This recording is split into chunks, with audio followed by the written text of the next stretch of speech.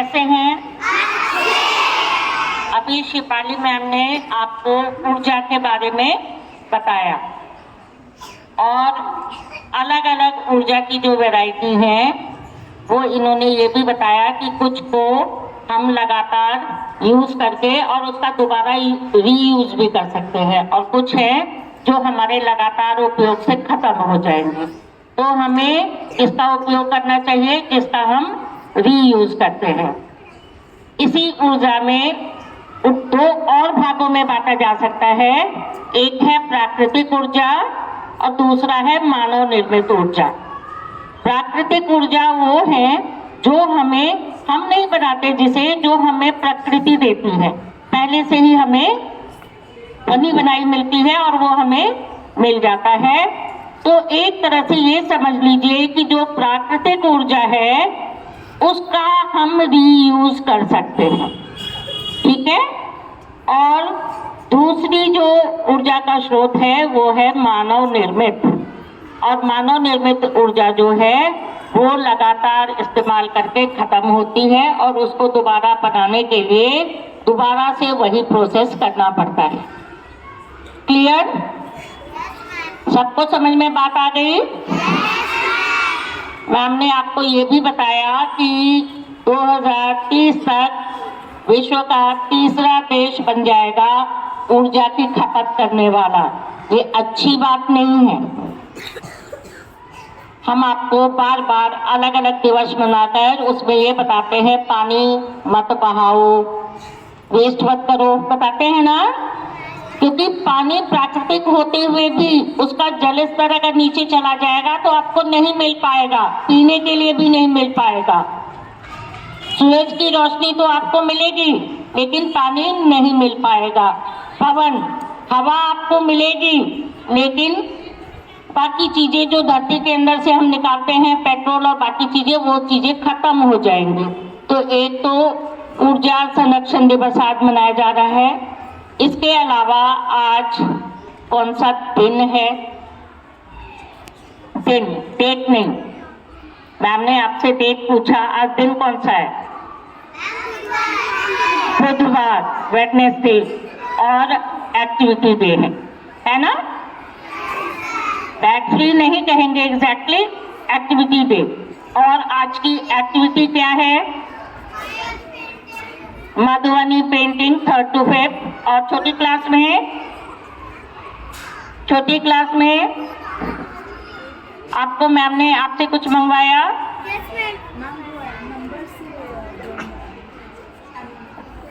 आपको जो हमारे नंबर्स हैं 0 to 9, 0 से लेके 9 तक की जो गिनती होती है उसमें से बहुत सारे पिक्चर्स बनाने हैं, ड्राइंग बनाने हैं।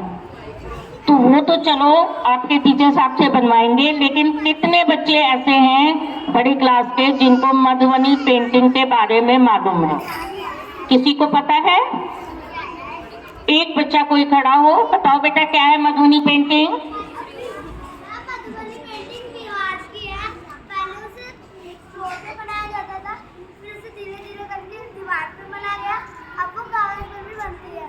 वेरी गुड, क्लैप करिए इस बच्ची के लिए। बहुत ही छोटे शब्दों में इसने बहुत अच्छी बात कही कि मधुबनी पेंटिंग जो है वो बिहार की एक पेंटिंग की कला है, ड्राइंग की कला है, और वो पहले जमीन पे बनाई जाती थी और अब दीवार और पेपर्स पे भी, कपड़ों पे भी उसे बनाया जाता है। लेकिन थोड़ी सी इसने दीवार का नाम बाद में लिया। मधुबनी पेंटिंग बिहार के मिथिला राज्य, जो बिहार के साथ साथ नेपाल में भी है, मिथिला राज्य, जो आप सबने सीता मैया का नाम सुना हुआ है ना, और सीता जी हमारी मिथिला की राजकुमारी थी और राजा जनक मिथिला के राजा थे जो उनके पिता थे। तो मिथिला राज्य में ये पेंटिंग प्रसिद्ध हुई और ये पेंटिंग अपने घर को मिट्टी के घर पहले होते थे, जो फूस होती थी उसकी दीवार बनाई जाती थी, उसके ऊपर मिट्टी लगाकर, मिट्टी को गीला करके लेप जैसा बनाकर उसके ऊपर लेप बनाकर मिट्टी के घर बनाए जाते थे। और उसको सजाने के लिए, हमें सजी सजाई चीजें अच्छी लगती है ना, तो उसको सजाने के लिए जो पेंटिंग की जाती थी वो मिथिला पेंटिंग कहलाई। मधुबनी पेंटिंग या मिथिला पेंटिंग दोनों, मधुबनी एक जिला है मिथिला बिहार का और इसीलिए उसका नाम मधुबनी पेंटिंग और वैसे ये मिथिला पेंटिंग के नाम से जानी गई। हम अपने घर को कम सजाते हैं, थोड़े बहुत तो हमेशा सजाते थे, लेकिन शादी ब्याह के मौके पर जब किसी के घर में शादी या जनेऊ या मुंडन कोई भी अच्छा काम होता था तो लोगों को दिखाने के लिए घर को सजाते हैं ना, हम साफ सुथरा करते हैं ना, दिवाली होली सब में, तो लोग वहाँ के जो अपने घरों को सजाते थे वो इसी आर्ट के द्वारा, इसी ड्राइंग के द्वारा सजाया करते थे अपने घर के दीवार को, दहलीज को। दहलीज कहते हैं जिधर से कोई घर का बाहर का आदमी घर के अंदर आता है, ठीक है, मेन गेट। और उसे सजाने के लिए पहले ये ब्रश पे और पेंट वगैरह नहीं थे। मिथिला पेंटिंग की एक खासियत ये है, मधुबनी पेंटिंग की खासियत ये है कि वहाँ जिन रंगों का इस्तेमाल किया जाता है वो सभी हम प्रकृति से लेते हैं, नेचुरल रंग होते हैं। किसी को पता है प्रकृति से हम कैसे रंग बना सकते हैं, रंग ले सकते हैं? किसी बच्चे को पता है? थोड़ा सा भी आइडिया? फूलों से। वेरी गुड, इस बच्चे के लिए क्लैप करिए। बहुत बढ़िया। तो जो चीजें हमारे पास रंग नहीं थे, बने बनाए रंग नहीं थे, उस समय में जो पेंटिंग की जाती थी वो काला रंग बनाते थे कालिक से। पहले लाइट नहीं थी, दिया जलाते थे, दिया के ऊपर मिट्टी का कोई चीज बर्तन रख के उसके अंदर कालिक इकट्ठा की जाती थी और उस कालिक से थोड़ा सा पानी लगाकर उसको काला रंग बनाते थे, ठीक है। जो यहाँ पे आपके यहाँ भी फूल लग रहा है पारिजात का, उसमें आप देखते होंगे जो उसकी डंडी होती है वो ऑरेंज कलर की और फूल व्हाइट कलर की, तो उसकी डंडी वाले से, पारिजात के पुष्प से वो ऑरेंज कलर बनाते थे, ठीक है। नील एक रंग है, उसकी खेती की जाती है तो वो भी नील से नीला रंग बनाते थे। ऐसे ही पीला रंग, हरा रंग पत्तियों से, तो यही मुख्य रंग थे। सफेद है, काला रंग हो गया, नीला रंग हो गया, ऑरेंज हो गया, पीला हो गया। इन्हीं सब रंगों का प्रयोग करके पहले ये मधुबनी पेंटिंग बनाई जाती थी, आर्टिफिशियल कलर्स नहीं बनाते थे। अब कोई उंगली से तो करेगा नहीं, करेगा क्या? तो उस समय ब्रश भी नहीं थे, तो ब्रश कैसे बनाते थे? पहले या तो जो सीख मिलती है लकड़ी की डंडी पतली सी, या तो उससे पेंटिंग की जाती थी या उस लकड़ी में आगे थोड़ा सा कॉटन का कपड़ा, सूती कपड़ा, उसको फाड़ के मोटा कर लिया जाता था। और जैसे आजकल ईयरबड होता है, ईयरबड देखा है, बीच में प्लास्टिक की डंडी होती है, दोनों तरफ रुई लगा होता है, तो वैसे ही वो फाहा, उसको क्या कहते थे? फाहा बनाकर उससे वो पेंटिंग की जाती थी। और पतला करना है तो जो कॉटन का कपड़ा होता था, सूती कपड़ा होता था, उसको बत्ती की तरह बनाते थे और फिर उस बत्ती से ब्रश का काम लिया करते थे। तो जो ये नेचुरल पेंटिंग है वो मधुबनी पेंटिंग, नेचुरल कलर, अपने प्रयोग में आने वाली चीजों से उसका ब्रश बनाकर वो पेंटिंग की जाती थी घर को सजाने के लिए। अब पेंटिंग हम किस चीज की करते हैं? जो चीजें हम उस समय देखते हैं। उन्हीं चीजों का करते हैं ना। तो मधुबनी पेंटिंग में आपको जो चीजें पेंट की हुई दिखाई देंगी, कहाँ का है ये? बिहार का, मिथिला का।